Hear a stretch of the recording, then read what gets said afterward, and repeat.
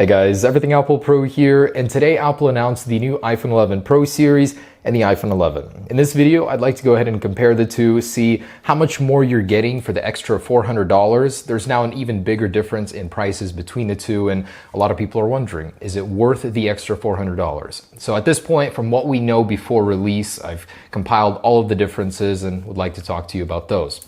A funny thing that I noticed is now that everything Apple is Pro, technically their entire lineup has a Pro attached to it besides AirPods. It's funny that my name is Everything Apple Pro. Anyways, so the iPhone 11 is ridiculously good. Like for $699, that's a very formidable price for this type of smartphone for what you're getting features-wise. And I'm sorry about the re-upload. I mistook it for $599, not sure where I got that from. This is a $700 smartphone, not $600. Now these devices do not have as many differences as the iPhone XR did with the XS, so this should be a little simpler. And it all starts with the design. First off, they're fairly close in design. Obviously these are dummies, I don't have the real deal just yet, but I can give you a pretty good idea. Lenses, look pretty close to each other. This one, instead of being a zoom lens, is an ultra wide lens. So the only lens missing from the iPhone 11 series is the telephoto lens, which allows you to zoom 2 times. And instead you can zoom out 2 times. So technically it does still have optical zoom, just not the 2 times outwards zoom that the 11 Pro will have. Now in terms of screen size, the iPhone 11 keeps the same 6.1 inch display. The iPhone 11 Pro has a 5.8 and a 6.5 inch display.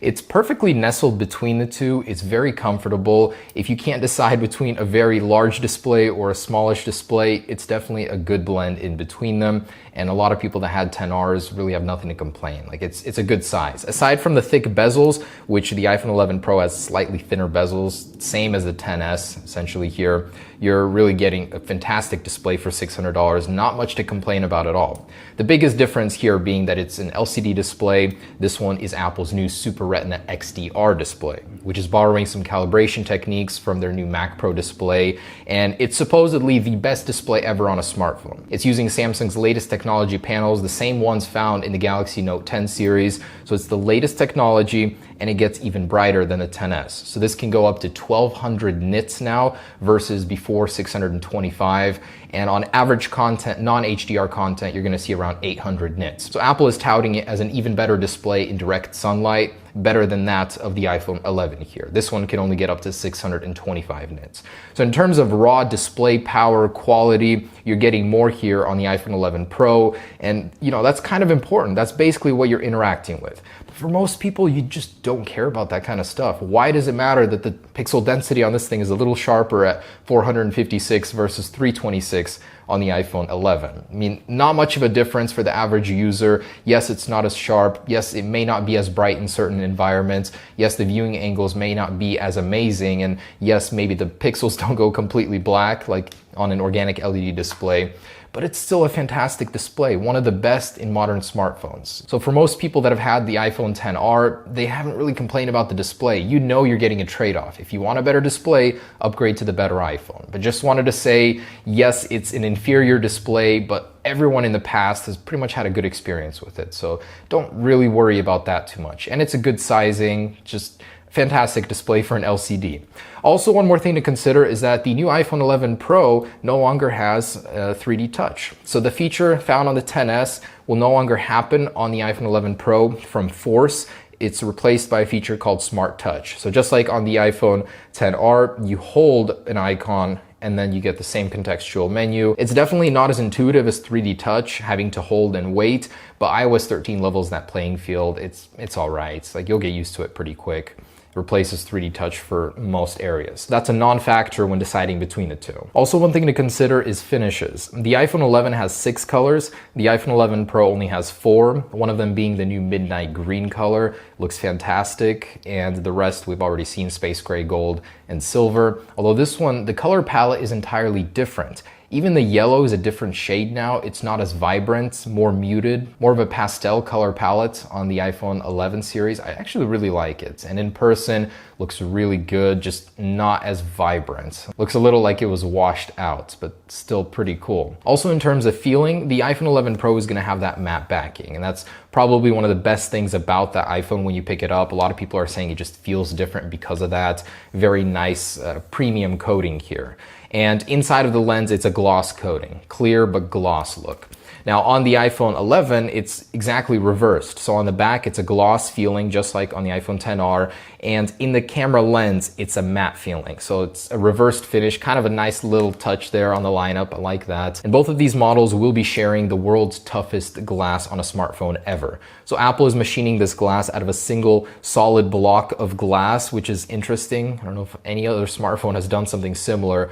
Looks very cool. And as a result, Apple has implemented its latest dual ion technology. You're getting the strongest glass on both the front and the back. So that's a non-factor when deciding between them.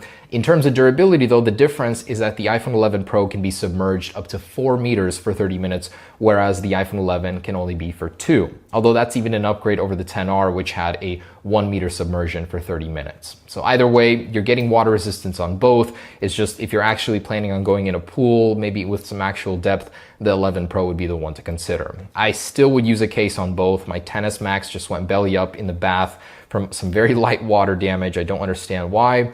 So I personally wouldn't even trust that. And also materials for the borders. The iPhone 11 is still aluminum, a matte aluminum feeling. The 11 Pro is a glossy stainless steel. That adds more heft, but gives it more of a premium feeling over the base model 11. When it comes to cameras, these are closer than you think. The only thing missing is the telephoto 2x zoom lens. Both are getting the new ultra-wide lens camera. So that's an upgrade, a huge upgrade, even from the XR series to the iPhone 11.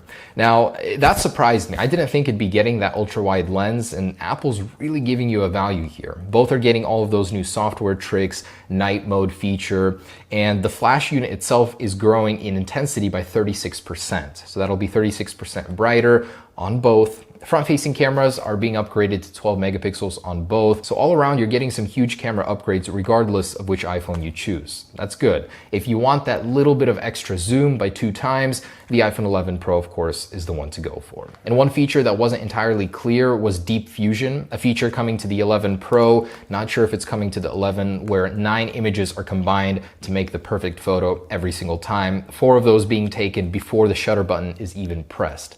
That's cool, and I'm sure Apple will elaborate, we'll find out in a bit, but that may be exclusive to the 11 Pro. And a very surprising area where the iPhone 11 Pro has elevated itself over the iPhone 11 is battery life. Apple has upgraded the batteries on the entire lineup, although this is the first time ever where the premium line has better battery life than the mid-tier line. So last year the XR had better battery life, not so this year. Actual spec sheet reveals that it's better in every single area, both on the regular and the max version. So that's amazing to see, but you won't be going wrong with either one. Even the 11 has an hour of additional battery life over the XR. And from what we're hearing, one area where Apple is skimping on to provide you with that very great $600 value on the 11 is the fast charging. So the iPhone 11 will not be getting the 18-watt fast charger in the box, and I'm assuming that includes the USB-C to Lightning cable. That won't be happening either. It'll just be the standard 5 watts and USB-A to Lightning cable. So you'll only be getting fast charging out of the box on the 11 Pro series. In terms of storage, exactly the same as before. The iPhone 11 starting at 64 gigabytes, 128 and topping out at 256. Here you're getting more flexibility, so you're going from 64 to 256 to 512 gigabytes, but of course you're going to be paying dearly for that as storage is not cheap. Pricing here is the most surprising part of the iPhone 11 release. $700 starting point, $699.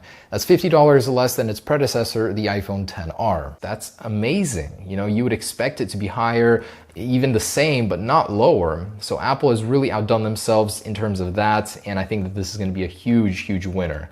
You know, for $400, what are you getting in a nutshell on the 11 Pro? A slightly better camera, possibly better photos with Deep Fusion. You're getting even better battery life, of course, that organic LED display, more options for display sizes. You're getting more premium finishes and better water resistance. If that's worth $400 for you, by all means do upgrade from the 11, but the value that this provides is amazing. I've never seen Apple provide so much value for the price tag before, so very impressed on that. One more thing to note is Apple Care. It is $50 more expensive on the 11 Pro at $200, $150 here. And the case choice options from Apple's OEM cases, a little bit more diverse on the 11 Pro. You're only getting a black and white silicone option here and then the clear case. Here you're getting a lot more, and then leather cases, of course. So there it is, guys. The difference between the 11 and 11 Pro mostly comes down to the camera and screen type. There are some smaller ones in between, and battery life, of course, is better here. Hopefully I helped break this down for you. Yes, there is a pretty big difference between the two,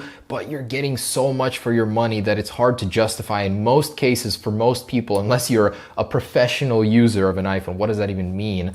Then $400 just won't cut it, and that chasm grows even more with storage. So Apple, you've done well here. The 11 seems to be the best value here. Let me know your thoughts on that down below.